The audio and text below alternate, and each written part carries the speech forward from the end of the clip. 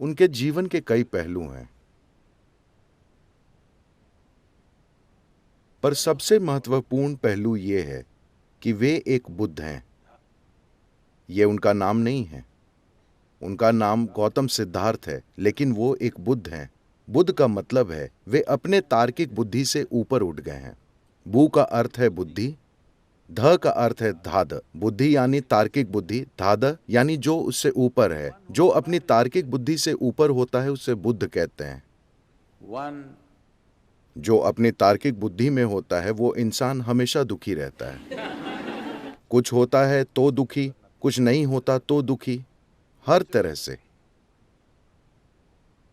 मतलब अगर वे बुद्धि के नीचे हैं तो हम उन्हें बुद्धू कहते हैं। you're आप messing बात with नहीं me. समझे। अगर आप तार्किक बुद्धि से ऊपर हैं तो आप बुद्ध हैं। अगर आप तार्किक बुद्धि के नीचे हैं तो आप मूर्ख हैं। अगर आप तार्किक बुद्धि में हैं तो आप लगातार दुखी हैं। तो वे बुद्ध कैसे बने? उन्होंने अपने जीवन में कई चीजें आजमाई। वे एक छोटे से राज्य के राजकुमार थे। क्योंकि किसी योगी ने भविष्यवाणी की थी कि वे या तो महान सम्राट बनेंगे या एक महान संत बनेंगे। जब उन्होंने ये भविष्यवाणी की तो उनके पिता थोड़ा परेशान हो गए। वो नहीं चाहते थे कि उनका पुत्र एक महान संत बने, वो उसे एक महान राजा बनाना चाहते थे। तो उन्होंने तय किया कि वे उसे दुख से दूर, क्योंकि उन्होंने सोचा कि किसी दुख या पीड़ा को देखकर वो संत बन सकता है, तो उन्होंने उसे पूरे सुख में रखा। बेहतरीन भोजन, कपड़े और हर बेहतरीन चीज। जब गौतम 19 साल के थे, उनके पिता ने उनकी शादी एक बहुत सुंदर युवा स्त्री से कर दी। उनको बाकी समाज से अलग एक महल में रखा गया, जहां वे पूरे सुख में रहते थे और कभी कोई दुख नहीं देखते थे। एक दिन उन्होंने सोचा कि शहर में रथ से घूमा जाए। उन्होंने सारथी से कहा, मुझे शहर में घुमाओ। तो वो घूम ही रहे थे कि उन्होंने एक बूढ़े आदमी को देखा और वो ऐसे चल रहा था।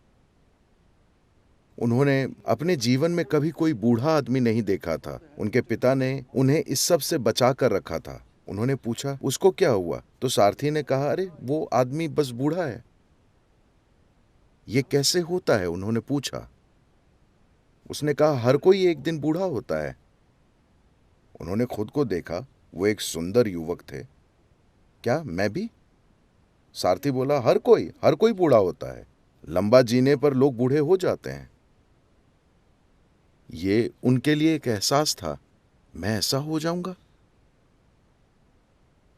तब उन्होंने सड़क पर एक आदमी को लेटे हुए देखा, जिसे कोई बीमारी थी। वो उठ नहीं पा रहा था, बहुत तकलीफ में था। उन्होंने कहा, रुको, इसको क्या हुआ? वो क्या कर रहा है? वो बोला, अरे वो बीमार है। इसका क्या मतलब है? उसने कहा, यह शरीर कभी कभी बीमार हो जाता है। ऐसा किसी को भी हो सकता है। ये बस किसी को भी हो सकता है। मुझे, एक राजकुमार को, ये मुझे भी हो सकता है, ये किसी को भी हो सकता है। फिर उन्होंने खुद को देखा, अरे मैं ऐसा हो सकता हूं। फिर वे आगे बढ़े। गौतम इससे बहुत परेशान थे। तब उन्होंने एक शव यात्रा देखी। लोग एक आदमी का शव लेकर जा रहे थे। इस आदमी को क्या हुआ? अरे वो मर गया। इसका क्या मतलब है? That happens to everybody without exception. ये हर एक को होता है, इससे कोई नहीं बच सकता। तब उन्होंने कहा, मैं क्या कर रहा हूं? बस खाना, सुख भोगना और बेकार की चीजें, मैं अपने साथ क्या कर रहा हूं? And और उनके अंदर संघर्ष और उथल पुथल मच गई। अचानक एक राजकुमार होना, ये सुख भोगना और ये महल वगैरह अचानक उनके लिए बिखर गए। और वे सोचने लगे, इस सब का तुक क्या है? ये शरीर बूढ़ा होगा, ये बीमार पड़ सकता है और ये जरूर मर जाएगा। मैं अपना पूरा जीवन इसमें किस लिए लगा रहा हूं? लेकिन तब तक उनका एक छोटा बच्चा था। उन्होंने अपनी पत्नी और बच्चे को देखा। his child. वे उस प्यारी पत्नी और उस सुंदर छोटे से बच्चे को छोड़ नहीं पाए। वे संघर्ष संघर्ष और संघर्ष करते रहे। By then, तब तक 1.25 साल गुजर गया। जब वो बालक 1.5 साल का था, वे और नहीं रुक पाए। आधी रात को एक चोर की तरह बिना किसी को बताए वो महल से बाहर निकले और हमेशा के लिए चले गए। वे खोजने निकले थे कि मैं इस जीवन के सत्य को जानना चाहता हूं। वो एक मठ से दूसरे मठ में घूमते रहे। ये वो दिन थे जब भारत में कई तरह की पद्धतियां स्थापित थीं। एक समय था जब 1800 से ज्यादा पद्धतियां थीं। मेरा मतलब सिर्फ संस्थाओं से नहीं है। साधना करने के 1800 तरीके, योग के 1800 अलग अलग तरीके, उस किस्म के नहीं जो आप कैलिफोर्निया में देखते हैं। कोई ऐसे कर रहा है, कोई वैसे कर रहा है। ये वाकई जटिल तरीके थे। आज मेडिकल साइंस जैसी होती जा रही है वैसे। 25 साल पहले अगर आपको मेडिकल जांच करानी होती तो आप बस अपने फैमिली डॉक्टर से मिलते थे। आज आपके शरीर के हर हिस्से के लिए डॉक्टर मौजूद हैं। कुछ साल पहले मेरे घुटने में चोट लगी थी क्योंकि मैं फुटबॉल खेल रहा था और मेरे घुटने में कुछ टूट गया और मुझे वहां से जाना था और फिर भाषण देना था। इसी घुटने की चोट की वजह से मैंने गोल्फ अपनाया। किसी ने मुझसे कहा, मुझे एक गोल्फ किट भेंट की और कहा, सदगुरु आप कोई दूसरा खेल खेलने के लिए अब बूढ़े हो गए, तो आप बस गोल्फ खेलिए। तो मैं अटलांटा में कहीं बैठा था, किसी जगह भाषण दे रहा था। तब मुझे दर्द था और मैं हिल भी नहीं पा रहा था। तो फिर आखिर में, मेरा मतलब है कि जब मैं बोल रहा था, एक आदमी ने हाथ उठाया। मुझे लगा कि वो प्रश्न पूछना चाहता है, लेकिन उसने कहा, सदगुरु इसके बाद मैं आपके घुटने की जांच करना चाहता हूँ। मैं घुटने का डॉक्टर हूँ। तो मैंने कहा, अच्छा आप हड्डियों के डॉक्टर हैं? उसने कहा, नहीं नहीं, मैं घुटने का डॉक्टर हूँ। तब मैंने पूछा, दायां घुटना या बायां? आप किसके डॉक्टर हैं? तो विशेषज्ञ बनना बढ़ रहा है। शायद 50 सालों में एक समय आएगा कि अगर आप मेडिकल जांच कराना चाहें तो चेकअप के लिए 100 डॉक्टरों की जरूरत होगी। जब तक आप ये 100 अपॉइंटमेंट ले पाएंगे, तब तक शायद आपको कब्र खोदने वाले की जरूरत होगी। तब ये बेतुका बन जाएगा। आप 3 डॉक्टरों के पास गए, ये तो ठीक है। अब 5 डॉक्टरों के पास गए, ये चलेगा। अगर ये 50-100 डॉक्टर बन जाता है तो ये बेवकूफी होगी, है ना? योग पद्धति के साथ ऐसा ही हुआ। लोग बहुत छोटी छोटी चीजों में विशेषज्ञ बन गए। हर विशेषज्ञता अपने आप में बहुत फैली हुई थी। किसी ने आकर अभी मुझे बताया, दांतों के डॉक्टर यहाँ हैं, ठीक है छोड़ देते हैं। मिसाल के लिए दंत चिकित्सा, बस 32 दांत होते हैं, ठीक है? right. वे 9 साल पढ़ते हैं, 32 दांत और 9 साल की पढ़ाई। इसके बावजूद वे इसके बारे में हर चीज नहीं जानते। सृष्टि की प्रकृति ही ऐसी है। अगर आप एक बार में एक दांत का अध्ययन करें तो आप देखेंगे कि हर दांत में कुछ खास होता है। एक व्यक्ति बस एक दांत के बारे में जानने में पूरा जीवन लगा सकता है। कल्पना कीजिए कि अपने मुंह की जांच के लिए आपको 32 डॉक्टर की जरूरत हो। आप एक त्रासदी बन जाएंगे, है ना? तो जैसे जैसे विशेषज्ञता बढ़ेगी, एक सीमा के बाद ये हास्यास्पद बन जाएगा। यही योग के साथ हुआ। इसने वो सीमा पार कर ली। 1800 schools, different specializations of yoga happened. जहां योग की 1800 अलग अलग विशेषज्ञताएं हो गईं। इसी दौरान पतंजलि हुए और उन्होंने हर चीज को योग सूत्रों में बांध दिया ताकि इसका अंतहीन फैलाव कम से कम हो जाए। तो जब गौतम हुए, वो पतंजलि के बाद का समय था। फिर भी कई चीजें मौजूद थीं, तो वो एक पद्धति से दूसरी पद्धति में गए। उन्होंने समाधि के 8 विभिन्न तरीकों का अनुभव पाया।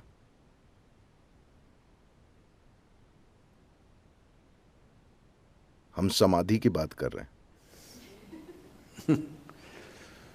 उन्होंने समाधि के 8 अलग अलग तरीकों का अनुभव पाया। उन्होंने पाया कि वो सभी शानदार अनुभव थे, लेकिन फिर भी उनसे वे मुक्त नहीं हुए। तो इस स्थिति में वो एक समान की तरह घूम रहे थे। अभ्यास की एक खास पद्धति को समान कहते हैं। उनका बुनियादी अभ्यास है कि वे कभी खाना नहीं मांगेंगे। वे भोजन की खोज में नहीं जाते, क्योंकि वे जीवन चलाने के मूल सहज स्वभाव को हराना चाहते हैं। चाहे जो हो, आप हमेशा भोजन खोजते हैं। कृपया इसे समझिए। आप इसे कई तरीकों से जटिल बना सकते हैं, लेकिन मूल रूप से आप अर्थव्यवस्था के बारे में इतनी ज्यादा बातें करते हैं, इसका मतलब है आप हमेशा बस जीवन चलाने के बारे में सोच रहे हैं ना। जीवन चलाने को बढ़ा चढ़ा दिया गया है, पर यह जीवन चलाना ही है। तो उनके लिए एक बुनियादी साधना है कि आप अपने जीवन चलाने के स्वभाव को हमेशा अनदेखा करते हैं। आप बस चलते रहते हैं। तो सामान बस घूमते रहते थे, कभी खाना नहीं मांगते थे। लेकिन तब की संस्कृति संवेदनशील थी। अगर लोग किसी आध्यात्मिक व्यक्ति को घूमते देखते तो वे घर में खाना बनाकर उसके पीछे भागते थे, और वो जहां भी उसे खाना खिलाते थे, क्योंकि वे जानते थे कि वो खाना नहीं मांगेगा। आज अगर आप समान बनते हैं तो अपनी मृत्यु होने तक चलते रहेंगे। उन दिनों लोग उनकी साधना के प्रति संवेदनशील थे और जवाब देते थे। तो देश में हजारों समान घूमते रहते थे। तो गौतम समान बन गए, और अगर आप खाना मांग नहीं रहे हैं तब भी आप शहर के पास से गुजरेंगे, ताकि भोजन मिल जाएगा। लेकिन गौतम ने इसे बहुत गंभीरता से लिया और बस चलते रहे। उनमें बस हड्डियां बची थीं, बस हड्डियां और लटकती चमड़ी। वे वैसे हो गए थे। तब वो एक जगह पहुंचे जहां निरंजन नदी थी। दुर्भाग्य से वो नदी सूख चुकी है, अब मौजूद नहीं है। बस 18-20 इंच पानी, शायद बहाव थोड़ा तेज था। वे नदी में उतरे। आधी पार करने के बाद उनमें आगे जाने की ऊर्जा नहीं बची। वहीं एक पेड़ की टहनी थी, सूखी डाल। उन्होंने उसे पकड़ लिया। उनमें अगला कदम उठाने की ताकत नहीं थी, लेकिन वो ऐसे आदमी नहीं थे कि हार मान लें। वो पकड़े रहे। हम नहीं जानते कि कितनी देर। लोग कहते हैं बहुत लंबे समय तक। हो सकता है कि वो 2 ही मिनट हो। जब आप कमजोर महसूस करते हैं तो वो 2 मिनट कई साल जैसे लग सकते हैं। जब वो डाल पकड़े हुए थे, उन्हें एहसास हुआ कि वो क्या है जिसके लिए मैं मेहनत कर रहा हूं। वो क्या है? मैं पूरे देश में घूम रहा हूं, एक मठ से दूसरे मठ जाते हुए ये सीखा वो सीखा। What is it that I'm looking for? वो क्या है जो मैं खोज रहा हूं? फिर उनको एहसास हुआ कि वाकई कुछ नहीं है। ये जीवन सब कुछ है। मुझे बस इतना करना है कि उन बाधाओं को हटा दूं जो मुझे इसे अनुभव नहीं करने दे रही। जब उनको एहसास हुआ कि हर चीज उनके भीतर ही है, खोजने का कोई तरीका नहीं है, अचानक उनमें अगला कदम और अगला कदम लेने की ताकत आ गई। उन्होंने नदी पार की और आकर उस पेड़ के नीचे बैठ गए जो अब बहुत प्रसिद्ध बोधि वृक्ष है। वो वृक्ष बुद्ध से भी ज्यादा प्रसिद्ध हो गया है।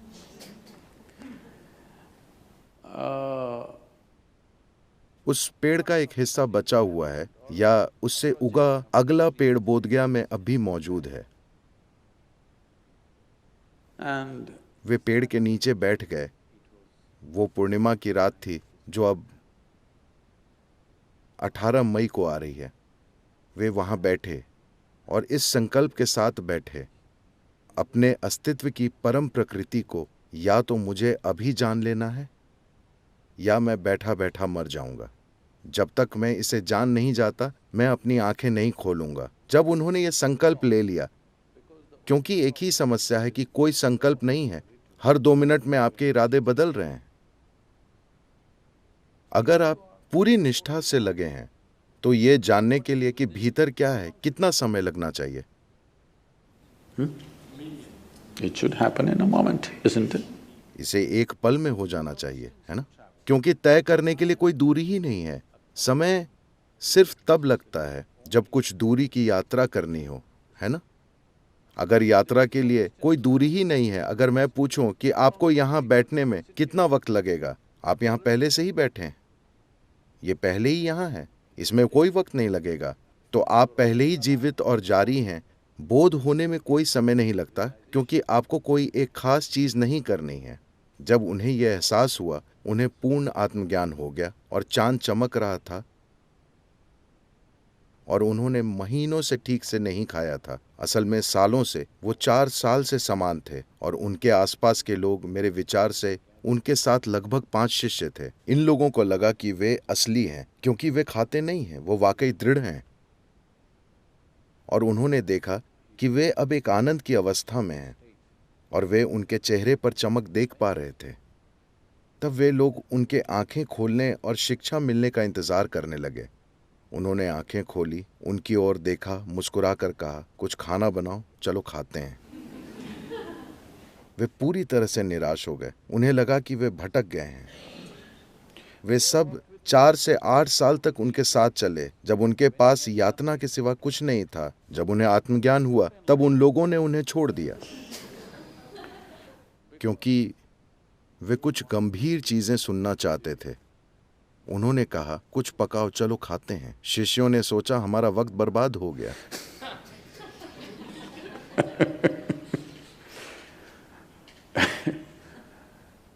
उनके जीवन में कई सुंदर घटनाएं हुई हैं।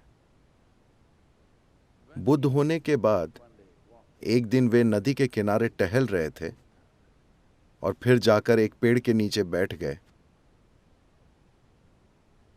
इसलिए नहीं कि नीचे बैठने के लिए पेड़ सबसे अच्छी जगह है। आप जानते हैं, चींटियां काट सकती हैं, क्योंकि उन दिनों की सिर्फ वही रियल एस्टेट होती थी। तब हर जगह इमारतें ही इमारतें नहीं होती थीं। तो बैठने के लिए पेड़ एक अच्छी सुखद जगह होती थी। कड़ी धूप में बैठने के बजाय आप पेड़ के नीचे बैठते थे। अपने काम में माहिर एक ज्योतिष नदी पर आया और किनारे पर पैरों के निशान देखे।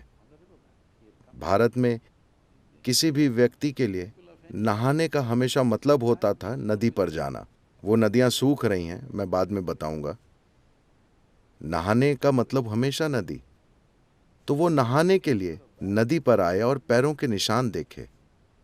एक विज्ञान है या ध्यान देने का तरीका है, जिससे किसी के पैर देखकर कोई ये सटीक भविष्यवाणी करता है कि वो क्या करेगा। तो उसे पदचिन्ह दिखे और वो समझ गया कि ये एक सम्राट के पदचिन्ह हैं। ऐसे व्यक्ति को दुनिया पर राज करना चाहिए। फिर उसे हैरानी हुई कि एक जंगल के पास सुनसान जगह पर कोई ऐसा इंसान क्यों होगा। फिर वो पदचिन्हों के पीछे गया, ये सोचकर कि वो एक सम्राट से मिलेगा। तब उसने इस भिक्षु गौतम को पेड़ के नीचे बैठे देखा। जब उसने ये देखा तो सोचा कि या तो मेरा ज्योतिष पूरा गलत हो गया है, या मैं मूर्ख बन रहा हूं, या मैं किसी तरह के भ्रम में हूं। यहां क्या हो रहा है? तब उसने गौतम के पास जाकर पूछा, आप कौन हैं? गौतम तब एक तरह की जसजीत जैसी अवस्था में थे। उन्होंने कहा, मैं कोई नहीं हूं, मैं बस कुछ नहीं हूं, लेकिन आपके पैर किसी सम्राट की तरह हैं। आपको दुनिया जीतनी चाहिए। गौतम बोले, वो मैं करूंगा, लेकिन युद्ध से नहीं। देखिए, आप दुनिया को 2 तरह से अपना बना सकते हैं, either by conquest or by inclusion. या तो जीतकर या शामिल करके। हाँ, मैं या तो आप पर कब्जा करके, आपको बांध कर और आपसे मनचाहा करा के अपना बना सकता हूं, या आपको अपने एक हिस्से के रूप में शामिल करके। हाँ, दोनों तरीकों से कोई चीज या कोई इंसान आपका हो जाता है ना। लेकिन अगर आप जीतने का रास्ता लेते हैं तो ये हमेशा आपके लिए सिरदर्द बना रहेगा। अगर आप शामिल करते हैं तब इससे जीवन में जबरदस्त प्रगति होगी। उन्होंने कहा, मैं दुनिया का सम्राट ही हूं। तब उसने कहा, आप एक भिक्षु हैं, आपके पास कुछ नहीं है। I own nothing and I am a nobody. That is why everything is mine. मेरे पास कुछ नहीं है और मैं कुछ नहीं हूं, इसीलिए हर चीज मेरी है। यहां तक कि गणितज्ञ भी आपको सिखाने की कोशिश कर रहे हैं कि शून्य और अनंत एक ही चीज है। तो आपके नो थिंग बनने का मतलब ये नहीं कि आप बेकार हो गए। आपके नोथिंग होने का अर्थ है आप सब कुछ शामिल करने लगे हैं, है ना? आपके कुछ होने का मतलब है कि आप सिर्फ वही हो सकते हैं। आप नोथिंग हैं, यानी आप जैसे चाहें वैसे हो सकते हैं। यह जीवन इसी तरह बना है। अगर उत्तरदायी होने की आपकी क्षमता पर कोई रोक नहीं है तो किसी भी पल में आप जो चाहे वो हो सकते हैं, है ना? तो गौतम ने कहा, वैसे भी मैं दुनिया का सम्राट हूं। अगर आपको यही शब्द पसंद है, लेकिन मैं असल में कुछ नहीं हूं, क्योंकि हर चीज वैसे भी मेरी है। अगर आप देखते हैं कि मैं हर चीज के लिए जिम्मेदार हूं, तो हर चीज आपकी है ना? कोई व्यक्ति आपका कैसे बनता है? उन पर हक जमाने से या उनकी जिम्मेदारी लेने से? क्योंकि आप उनकी जिम्मेदारी लेते हैं, वे आपके बनते हैं, वरना नहीं है ना? अगर आप जबरदस्ती उन्हें अपना बनाते हैं तो वे कभी आपके नहीं होंगे, हाँ या ना? अगर आप जबरदस्ती किसी पर हक जमाएंगे तो क्या वे कभी आपके होंगे? वे आपके कभी नहीं होंगे। तो ये ज्योतिषी बैठ गया। उसने कहा, आप एक भिक्षु हैं, आपके पास कुछ नहीं है और आप कह रहे हैं कि आप जसजीत हैं, माफ कीजिए, और आप कह रहे हैं मैं कुछ नहीं हूं और हर चीज आपकी है। ये क्या है? गौतम ने कहा, आप आइए, आपके लिए मेरे पास एक तरीका है। आप जीवन की भविष्यवाणियां करने में व्यस्त हैं, मेरे पास योजना है। आप जीवन की भविष्यवाणियां क्यों करते हैं? आप एक योजना बनाने और उस पर अमल करने में नाकाबिल हैं, इसलिए आप भविष्यवाणियों पर निर्भर हैं, है ना? हाँ या ना? अगर आप एक योजना बना पाएं और उस पर अमल कर पाएं, तो क्या आप भविष्यवाणियों पर निर्भर होंगे? नहीं। तो गौतम ने कहा, आप भविष्यवाणियां करने में व्यस्त हैं, मैं यहां हूं, मेरे पास योजना है। Come, become a part of my plan. We'll make something else happen. आइए, मेरी योजना का हिस्सा बन जाइए। हम कुछ अलग ही चीज सच कर दिखाएंगे। आपको इस योजना का हिस्सा बनना चाहिए। हम कोई शानदार चीज सच कर सकते हैं। यही दुनिया, इसी दुनिया को स्वर्ग में बदला जा सकता है अगर हम सब स्वर्ग की योजना के अनुसार चलें, है ना? हाँ या ना? सवाल सिर्फ ये है That कि एक संभावना और एक वास्तविकता के बीच एक दूरी होती है। क्या हमें वो दूरी तय करने का साहस और प्रतिबद्धता है? बस इतनी सी बात है। हाँ?